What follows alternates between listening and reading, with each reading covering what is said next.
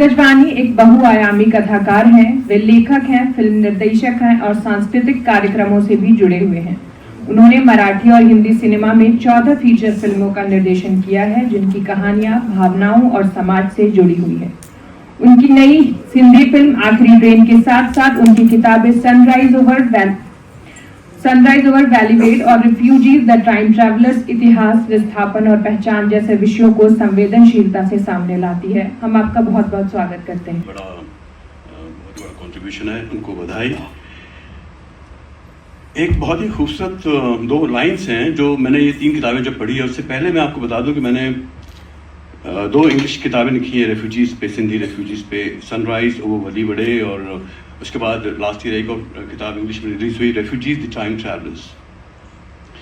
और उसी दौरान हमने एक सिंधी फिल्म बनाई। मैंने 13 फिल्में बनाई हैं, मराठी में 11, 2 हिंदी में और एक सिंधी फिल्म 14 फिल्म का नाम है आखिरी ट्रेन द लास्ट ट्रेन। और इस फिल्म के प्रोड्यूसर बरखा कुशलानी इस वक्त हमारे यहाँ ऑडिटोरियम में मौजूद हैं। हमारे दोस्त नंद रानी भी यहाँ पे मौजूद हैं और रीवा जी जानती हैं, मेरे सब दोस्त जानते हैं। तो ये जो फिल्म है आखिरी ट्रेन द लास्ट ट्रेन, अब दुनिया भर में दिखाई जा रही है, यूएस में, और इसको बहुत अप्रिशिएट किया जा रहा है। और मैं इस फिल्म का जिक्र इसलिए कर रहा हूँ कि जब मैंने जया जादवानी की ये किताब पढ़ी, इस शहर में एक शहर था, मुझे वो गज़ल याद आ गई। एक दश्त में एक शहर था, वो क्या हुआ आवारगी। तो मुझे तो पहले वो गुनगुनाने लगा, गुलाम अली की वो खूबसूरत आवाज़। तो खैर, तो मैंने जब ये किताब पढ़ी तो मैंने बरखा कुशलानी को फ़ोन किया कि यार, हमने जो सिंधी फिल्म बनाई है, एक बहुत ही मशहूर सिंधी कथाकार ठाकुर चावला की कहानी पे, शॉर्ट स्टोरी पे थी। लव स्टोरी है, प्लेटोनिक लव स्टोरी, आर्टिशन का बैकग्राउंड है, बहुत ही खूबसूरत है, अलग है। लेकिन जब मैंने जया जी का ये किताब पढ़ा तो मुझे लगा क्या बात है, अच्छा ये किस्से इस तरह इस एंगल से भी होते हैं।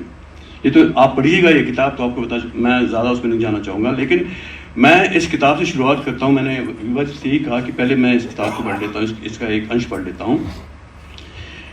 इन किताबों के पढ़ने के बाद वो 3 लाइन्स मैं आपके साथ शेयर करूँ जो बहुत ही मशहूर हैं। अच्छा साहित्य, अच्छी कहानी पढ़ने के बाद जो हमारी आत्मा शुद्ध हो जाती है, प्योर हो जाती है। रोशनी होगी इतनी किसे थी खबर, रोशनी होगी इतनी किसे थी खबर, मेरे मन का ये दर्पण गया है निखर। तो साहित्य आपके मन के दर्पण को निखारता है। इस शहर में एक शहर था। मैं इस किताब की एंड पे आ चुका हूं जानबूझकर, ताकि आप शुरुआत से इस किताब को पढ़ें।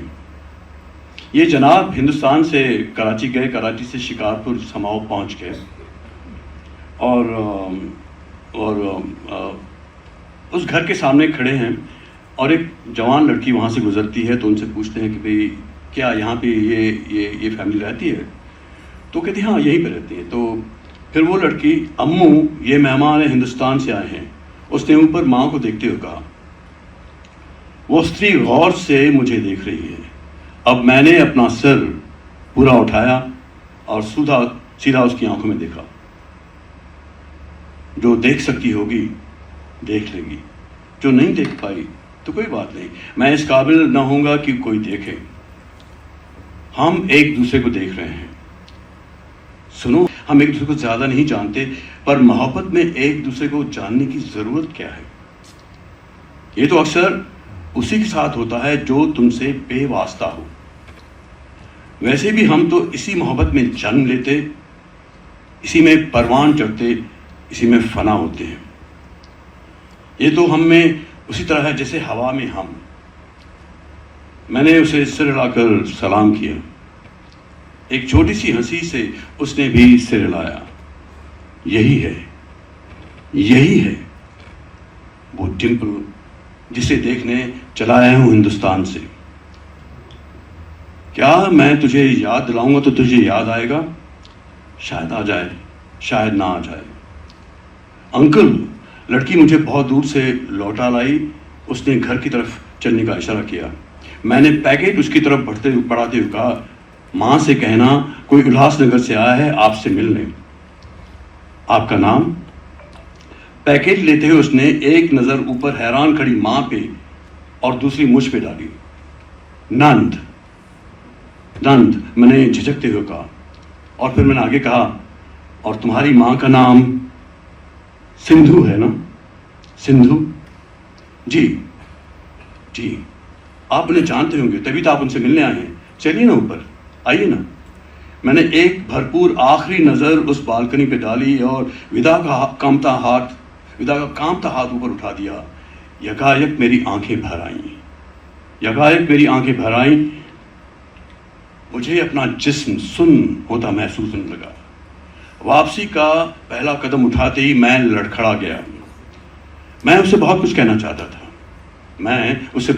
चाहता था। देखो, मेरे कपड़े गीले हैं। मैं प्रेम के समंदर पे तैर के यहां पहुंचा हूं। समय कहीं नहीं जाता, वो हमें छोड़कर कहीं नहीं जाता, अकेला छोड़कर। समय सदैव हमारे भीतर ही रहता है।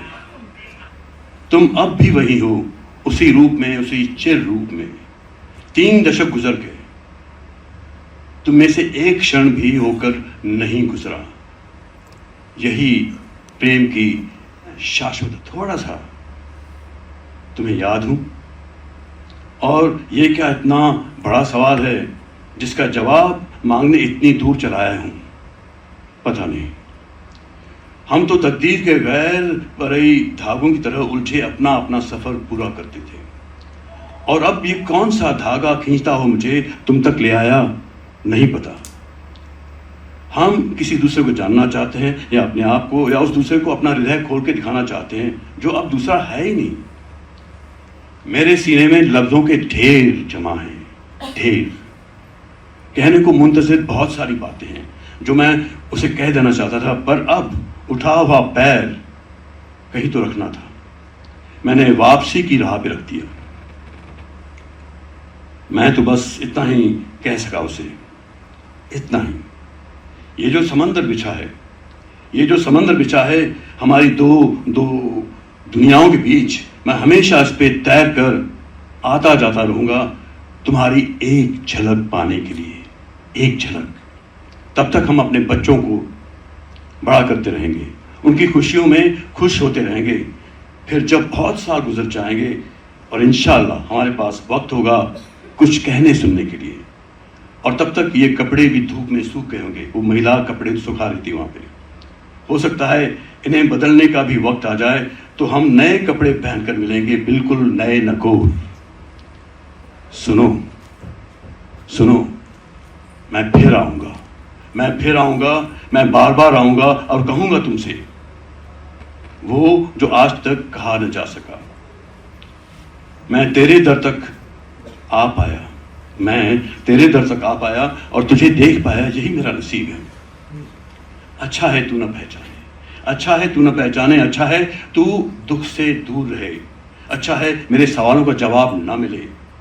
तभी तो हम आते जाते रहेंगे, बार बार, हमेशा इस मोहब्बत की सरगोशी को समझने, इस मोहब्बत की सरगोशी को समझाने। मैं अभी भी उन सवालों का जवाब ढूंढ रहा हूं जो मैंने उसे कभी नहीं किए। इस शहर में एक शहर था, गया दरबार।